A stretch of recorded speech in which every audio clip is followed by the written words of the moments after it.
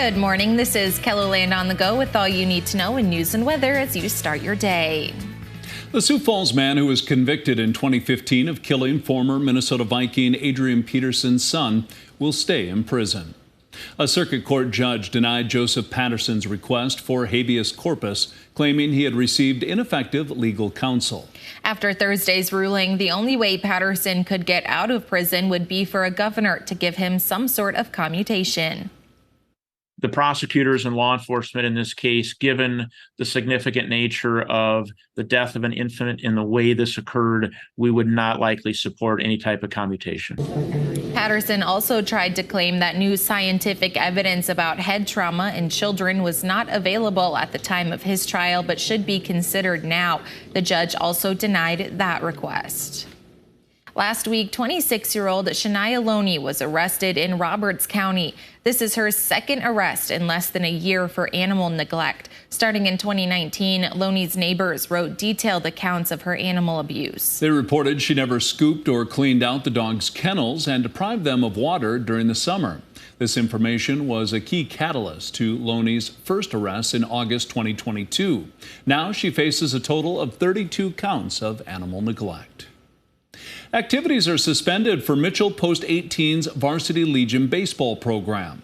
Mitchell Baseball Association President Jason Christensen said in a statement to KELOLAND News that the suspension is for, quote, a day-to-day basis pending an inquiry into possible player misconduct. The statement from Christensen goes on to say that since juveniles are involved and there is a pending investigation, there would be no additional comment.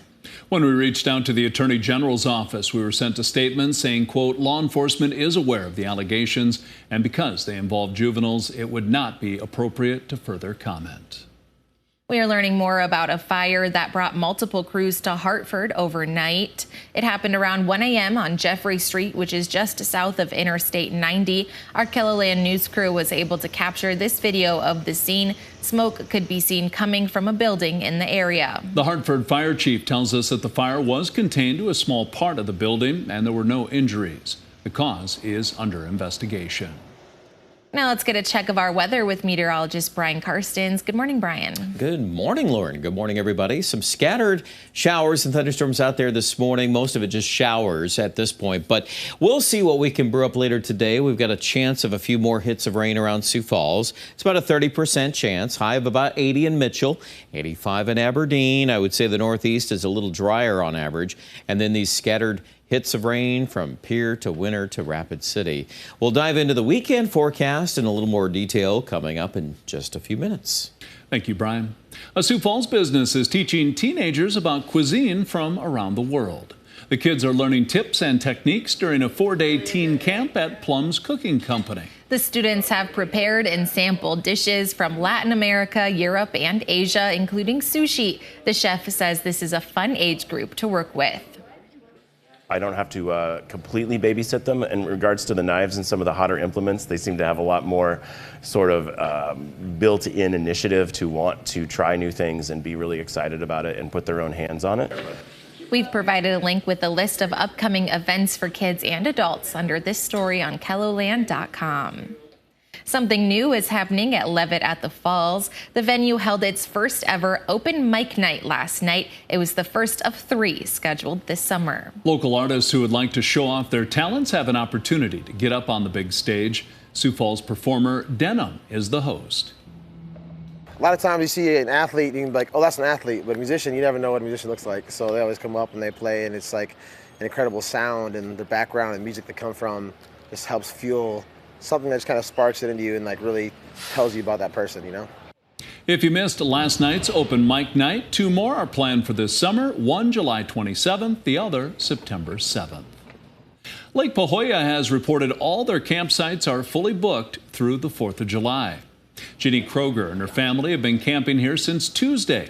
She says her family enjoys the walking trails and fishing at Lake Pahoja and says they try to go camping at least once a year. So relaxing here and waking up to the birds every morning. You can hear them so clearly and not a lot of people. It's just really a nice place to camp. The seasonal campsites at Lake Pahoja are already filling up for next season.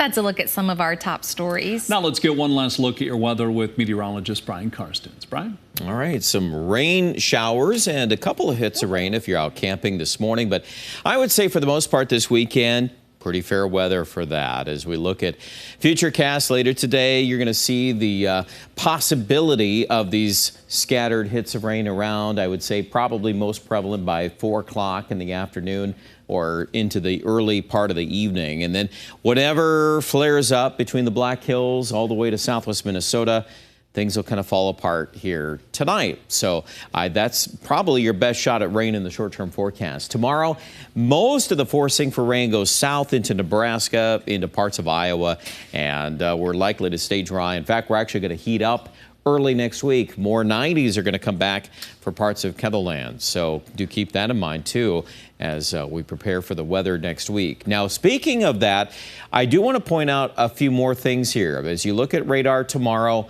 see Nebraska, you can see Iowa. There's clearly more activity that direction. High pressure over Minnesota. That'll be dominating most of our weather for the weekend. And then we'll have a tendency to ratchet up those temperatures here Sunday into Monday. That'll be our hottest weather.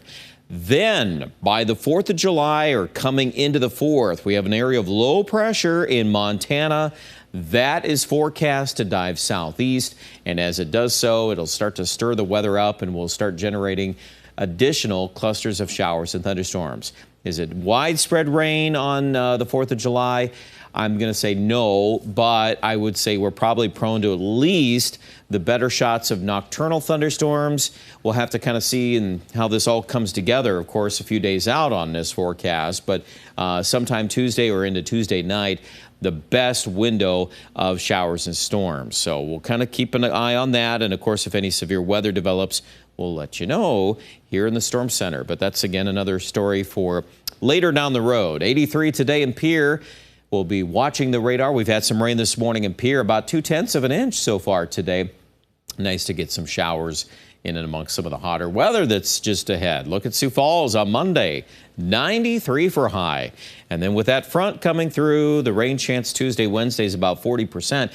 But it also cools off. We're going to start to get some 70s in the forecast.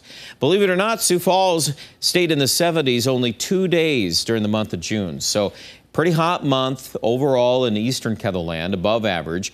Aberdeen also, we've had a fair string of days pretty hot, but I'm going to point out day 6 and day 7 in the 70s, and probably going to see cooler weather too for Pierre and Rapid City with a couple hot ones there on Sunday and Monday, but it's kind of limited there in its scope. And then, watch trends for rain chance. Tuesday, Wednesday, we'll throw that in for Pierre. We'll also likely see redeveloping showers and storms through the Black Hills, where it's been a wetter summer. All right, check out the details on all of your weather at KELOLAND.com.